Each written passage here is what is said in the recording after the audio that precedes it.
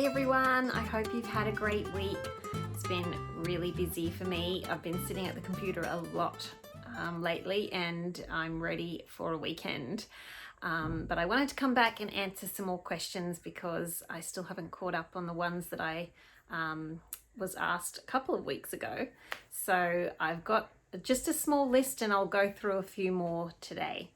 But first of all, I just wanted to say, for those of you who don't know, March is Endometriosis Awareness Month. And I must admit, I didn't know a lot about endometriosis before now, and I've been researching it and looking into it and talking to people who have it. And I really want to start helping out in this area as much as I can with recipes.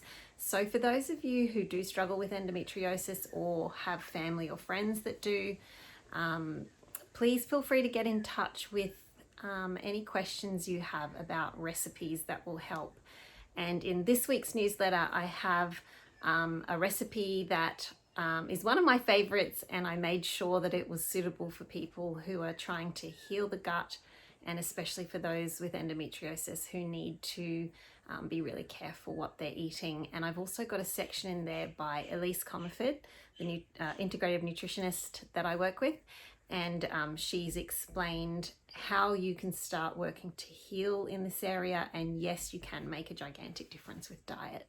So have a read of that and scroll down and watch the video if you don't know much about endometriosis and you don't know what the symptoms are.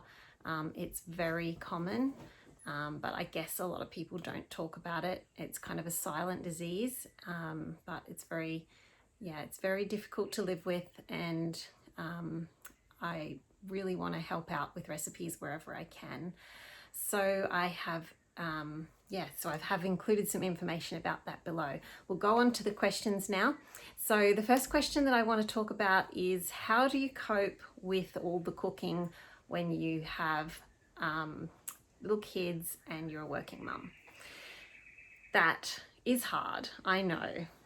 Even as a working mum with older kids that help a lot, it's still hard to keep up. It really is. You get home at the end of the day and you're exhausted, and the last thing you want to do is cook. So that's where meal prep and prior planning really come in. My recommendation, and this is what I've been doing for many, many years, is trying to have a day where I get lots of cooking done. So some of it will be cooking and some will be food prep. And so that really helps me later in the week on the days where I'm really busy and just need to come home and get something warmed up, or get something, some veggies cooked to go with something that's left over in the fridge or pre-made, so that I don't have to think too hard. This week has definitely been like that. The days where I don't have something ready to go and something from the freezer or something that's batch prepped and in the fridge, I'm pretty much sticking to steak, preservative-free sausages, fish, chops, those kind of meats that cook really quickly with veggies, and a bit of salad and sauerkraut. So that's my go-to when I'm really, really busy, but I know it can get really boring sometimes, and you just feel like you're doing the same thing all the time, and that's when a prep day is good. So if you have the weekend off, maybe you could take 3 hours on a Saturday or a Sunday to get a bunch of things prepped. Or if you are a bit of a night owl, which I don't recommend, but if you like cooking at night, maybe after dinner, you could do a bulk meal to put into the freezer for another day and do that a couple of nights a week. But one of the biggest tips that I have for those of you who are in this situation is, when you are cooking a meal, always cook extra. So try and double recipes, even triple recipes, and divide them and put them into the freezer. Or at least if you're chopping up veggies, chop up double the amount that you need, put them in reusable storage bags and pop them into the fridge for another night. And they'll last in the fridge for a few days. So I love having chopped up carrot, pumpkin, zucchini, broccoli, cauliflower in the fridge, ready to go. And when I'm come home and I'm tired, I just dump it in a saucepan and fry up some steak or something very easy like that. So I have got some ideas for bulk prep, and I have shared a lot of those before, but it is something that you kind of have to work up to and just get the hang of. So it is a really good way to start, just adding to the amount you're cooking each night, and then on the nights where you can't cope, you grab one of those out of the freezer or thaw them out the night before in the fridge. Another tip that I have is, if at all possible, get some help. If you've got little kids, hopefully your partner's helpful, or you can get a friend over to do some cooking together, or a sister, or you can pay someone to do a couple of hours a week. I actually pay my sister to do a few hours a week with me because I just find it helps me so much to get on top of things, and I can't keep up otherwise at the moment, unless we have very simple meals. So that, you know, don't feel bad if you need to pay someone to help. You can't always do everything yourself.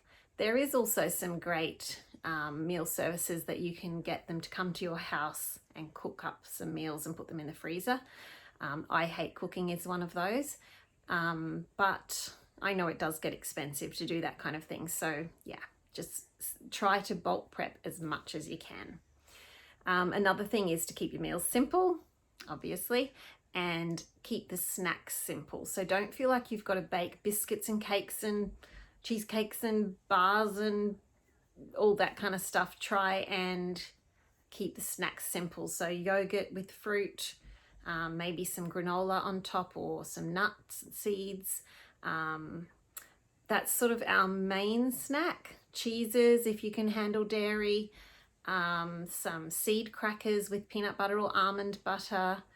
What else do my kids like? Beef jerky. that is great if you can make your own, but it's expensive to buy a good one, a good quality one without all the preservatives. We also make a lot of sort of main meal type things that we keep in the fridge for snacks. So baked meatballs, just plain mince in balls on a tray, sprinkle it with salt and pepper and herbs, chuck it in the oven for 20 minutes, and then pop them in a dish in the fridge with the juices to keep them moist.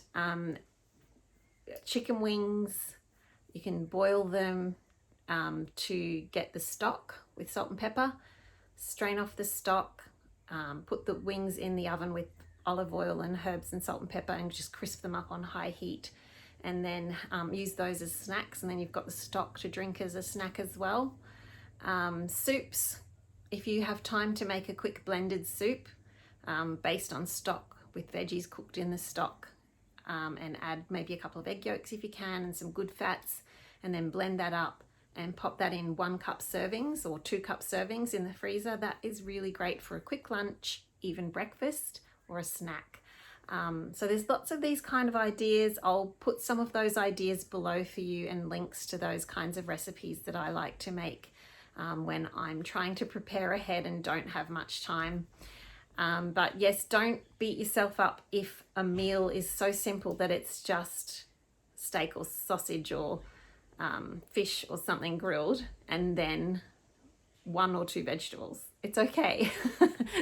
As long as you get that, those are nutrient dense foods. As long as you get those nutrients in, it doesn't have to be 5 vegetables on the plate. You might have a vegetable at breakfast. So generally for me, that's sauerkraut. You may have some salad like carrot sticks and cherry tomatoes and avocado and lettuce with your lunch, with some boiled eggs or with a piece of chicken or some leftovers. And then at night, a couple of different veggies that are cooked with some sauerkraut or some fermented veggies. So that's perfect, and don't feel like you've got to make it fancy. Fancy is for now and then. Everyday stuff is completely fine to be simple. Another thing that I just want to quickly talk about is what to do when you're really, really tired. And I think, a lot of us are struggling with that. We work really hard, we come home, we've got kids to look after, we've got meals to make, and if you've got small kids, you've got a lot to do at night. And then the kids go to bed, and then you go, me time, and then you stay up too late. Do you do that? I know I used to do that all the time as a young mum. And I quite often was writing on my blog and stuff until 1 in the morning, and it was shocking for my health. And the next morning I found it really hard to get going, but I felt like I didn't have a choice. I felt like that was the only time I had for me. And then I did try to turn it around, and sometimes I did better than others. But what I found in the last few years works much better for me is when you hit that sleep window. They call it the sleep window, where you're really tired. It gets to the evening and you're just super tired. You get the kids to bed. You've tidied the kitchen, or not, as the case may be, as much as you can cope with.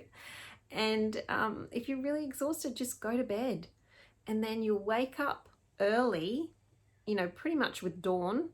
For me, I'll start waking up around 5:30, 6. And I've got a lot more energy if I've gone to bed at 9:30, sometimes even 9. And then I can get up at 5:30 or 6, and I feel like I've got an hour, or at least half an hour, where I can get some things done before everybody else is up. And I find that you get a lot more done when you're well rested, like early in the morning, than if you stay up late and you're really tired and you're dragging along, but you're determined to do some things before you go to bed. Sometimes it's better just to quit, go to bed, get up in the morning and try again.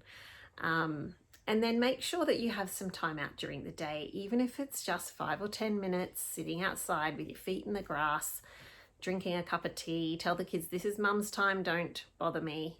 Let me have some time to myself, and just close your eyes, listen to the birds in the trees, or listen to some music, or, whatever it is that calms you. Do that for 5 or 10 minutes. And even if that's the only time you get as downtime, that will help. But preferably you can get a bit more time to yourself, like go for a walk, go to an exercise class. That doesn't sound very relaxing, does it? But some people really find that really helps. I mean, it's good for you, and so it helps in the long term. And also just have a nap if you need to. Don't be ashamed to have a nap. I had a nap every day for 10 years when my kids were young. I had an hour's nap, and that was always the time that they had to lay down and have a rest with a book or a toy if they didn't want to go to sleep, and then I would nap for an hour and then hop up, and then I'd feel so much better. So yeah, if you're working and you can't have a nap, then do try to get to bed earlier, and try that half an hour earlier bedtime, half an hour earlier wake up time, and see how much of a difference that makes, because the hours before midnight are the ones that are most beneficial for your sleep. You'll get a lot more worth out of sleeping in those hours than you will in the hours after midnight. So get those early night hours in, sleep really well, and then get up early and try and get some things done before you go to work or get the kids to school. I hope that helps. There's a few more tips and ideas below. I hope you have a great week next week, great weekend this weekend, if you see this on the weekend. And I am working away on the cookbook. There was a few setbacks, which is why I'm tired, and working on getting to bed at a decent time but still get the writing done. So that's just the way it goes. Sometimes there's seasons of life where you get less sleep and then you catch up again, but overall let's try to be getting enough sleep and looking after ourselves